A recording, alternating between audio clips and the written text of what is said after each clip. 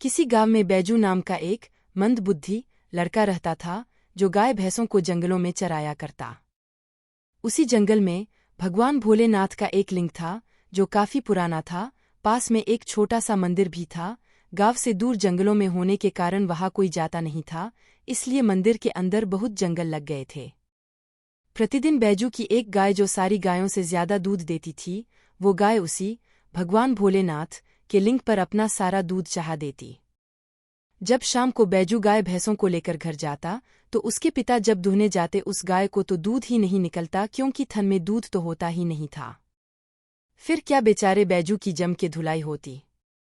बैजू परेशान रहने लगा, सोचता सारा दिन तो मैं जंगल में ही रहता हूँ गाय भैंसों के साथ, कोई इंसान भी नहीं जाता जंगल में जो वो मेरी गाय का दूध निकाल ले। फिर ये दूध जाता कहाँ है। उस दिन बैजू सारी गाय भैंसों को छोड़ उसी गाय के पीछे लगा रहा।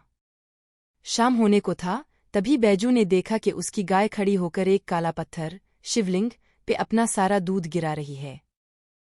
बैजू को बड़ा गुस्सा आया, उसने कहा, ये अपना सारा दूध यहाँ इस पत्थर पे गिरा देती है और बापू मेरी धुलाई करता है। फिर उसने गाय को कुछ नहीं बोला, अपना लठ उठाया और उस काले पत्थर शिवलिंग पर 4 लठ मारा और गाय भैंसों को लेकर घर चला गया। उस दिन के बाद वो प्रतिदिन नियमित सुबह शाम उस पत्थर शिवलिंग को 4 लठ मरता और फिर घर जाकर खाना खाता। ऐसे ही वो सालों तक करता रहा। एक दिन सुबह बिना लठ मारे ही वो खाना खाने बैठ गया। तभी अचानक से उसे याद आया कि उसने तो आज पत्थर पे लठ मारा ही नहीं। फिर क्या था, उसने खाना ज्यों का त्यों छोड़ लठ उठाया और जंगल की तरफ चल पड़ा। और जंगल में जाकर उस पत्थर शिवलिंग को 4 लठ मारा। फिर घर जाने को घुमा, तभी अचानक से वहां एक रोशनी हुई और साक्षात भोलेनाथ प्रकट हुए और बोले, वत्स बैजू। बैजू उस सुनसान जंगल में अपना नाम अचानक से सुन के डर गया और पीछे घूम के देखा तो वो डर के मारे कांपने लगा। भगवान भोलेनाथ, एक हाथ में त्रिशूल, दूसरे में डमरू, गले में रुद्राक्ष और शेषनाग का माला, जुड़े में चंद्रमा और मृगछाला लपेटे हुए अपना शोभनीय रूप लिए हुए खड़े थे। बैजू उनके पैरों में गिर के रोने लगा और बोला, मुझे माफ कर दीजिए, आज के बाद मैं इस पत्थर को नहीं मारूंगा। मुझसे गलती हो गई, मुझे क्षमा कर दीजिए, अब दोबारा नहीं करूंगा। डरो मत वत्स, मैं तुम्हें कुछ नहीं करूंगा, क्योंकि तुम तो मेरे अनूठे और प्रिय भक्त हो। लोग मन में लाखों मैल लिए मुझे प्रतिदिन जल, दूध, मेवा, 56 भोग, रुपया पैसा चाहते हैं।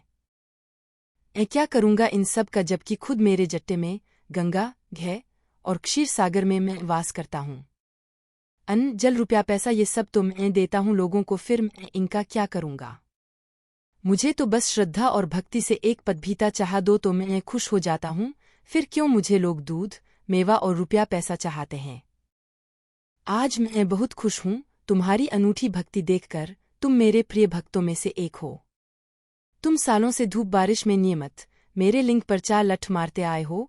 कभी किसी दिन भी तुमने लठ मारना नहीं छोड़ा। चाहे बारिश हो, कड़ाके की धूप हो, चाहे मौसम कैसा भी हो, तुमने कभी भी अपना नियम नहीं छोड़ा। यहाँ तक कि आज तुम खाना खाने बैठ चुके थे, जब तुम्हें याद आया कि तुमने हमें शिवलिंग को मारा ही नहीं, फिर तुम वो खाना जिस खाने के लिए इंसान को मरता है, भाई भाई का दुश्मन बन जाता है, जिसके लिए इंसान किसी भी हद तक जा सकता है, तुम वो खाना छोड़ के आ गए बस मुझे शिवलिंग को मारने के लिए। धन्य हो वत्स तुम, मैं बहुत खुश हूँ तुम पर। आज के बाद लोग इस जगह को तुम्हारे नाम से जानेंगे। दूर दूर से लोग आएंगे इस जगह पर मेरे दर्शन को, और सदियों तक अमर रहेगा तुम्हारा नाम। दोस्तों, आज भी उस जगह पर लोग दूर दूर से आते हैं दर्शन को। भगवान भोलेनाथ की उस जगह का नाम है बैजू धाम, बैद्यनाथ धाम। ऐसे हैं हमारे भोलेनाथ जो श्रद्धा से चढ़ाए हुए एक पत्ते पर भी खुश हो जाते हैं। जय भोलेनाथ।